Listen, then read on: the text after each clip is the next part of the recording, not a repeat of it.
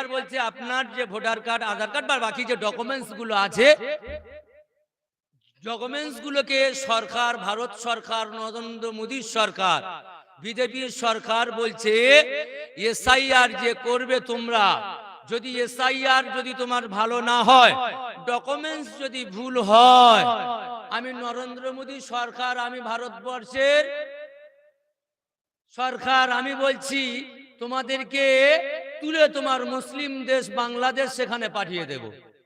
এ ভারতবর্ষে তোমার থাকার জায়গা নয়। তোমাকে করতে হবে কি, তোমার ডকুমেন্টস গুলো নিয়ে একটা ফর্ম দিচ্ছি, ফর্মে তুমি লিখে দাও, অ্যাকসেপ্ট করো, তোলো, ওটাকে জমা দাও।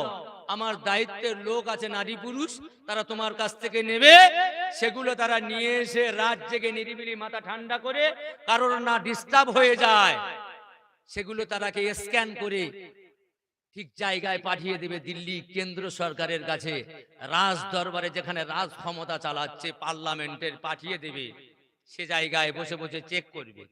কথাটা বুঝতে পারছেন না পারছেন না? মুসলমান এই যে করোনা দিল মানুষকে চেতানোর জন্য, ঠিক মানুষ সেই সময় মসজিদে ঢুকে গেছে। ঢুকেছিল না ঢোকেনি? এই হাসতো কেন তোমরা? এটা হাসার জায়গা নয়। কাঁদো, বসে বসে কাঁদো।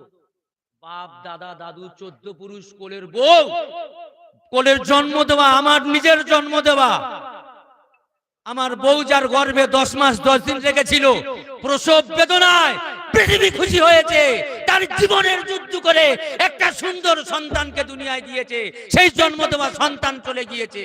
নাটক করছো জান্নাতের বাগানে বসে দাঁত কেলিয়ে। গজবগুলো এমনি আসছে। তোমার যদি মনে হয় এলাকার ছেলে ওয়াজ করছে ভালো লাগে না, কেটে পড়ো এখান থেকে,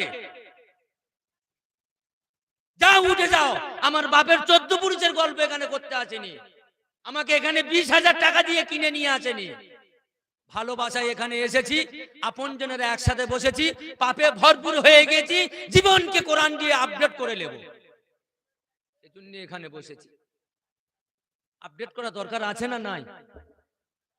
যদি আমার ভারতবর্ষে এই 76-77 বছরে যদি স্বাধীন ভারতবর্ষে এসে আমাদের এসআইআর এর জন্য আপডেট করতে হয়, রব্বি করিম, রব আমাদের জীবনের মালিক যে আল্লাহ, আমাদের মরণের মালিক যে আল্লাহ, আমাদের হায়াতের মালিক যে আল্লাহ, আমাদের রুজির মালিক যে আল্লাহ, বিপদ দেয় যে আল্লাহ, বিপদ মুক্ত করে সেই আল্লাহ, এই মুহূর্তে মরে যেতে পারি যে আল্লাহর হাতে এই জীবন, সে আল্লাহকে দিয়ে এই পৃথিবীতে এখনো পর্যন্ত করতে পেরেছি কি? ফুরফুরা শরীফের মোসাদ্দেদ জামানের আওলাদ একটা নিয়ে এসে জলসা করা, মলি সাহেবের ছেলে মলি সাহেবকে নিয়ে এসে জলসা করা, হুজুরদের নিয়ে এসে টাকা দিয়ে জলসা করা, না, এর নাম জীবন আপডেট নয়।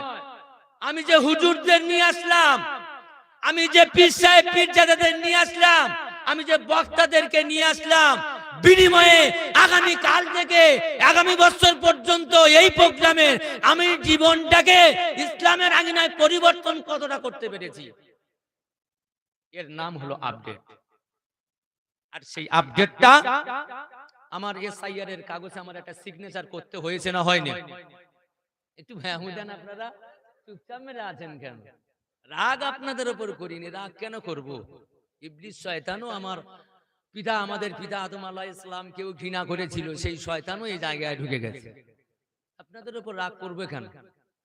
আল্লাহরা দোয়া করেন আমরা যারা আছি বিশ্বের মুসলমান, আল্লাহ সকলকে কিয়ামতের দিনে যেন আরশের ছায়া দান করে, বলেন আল্লাহুম্মা আমিন।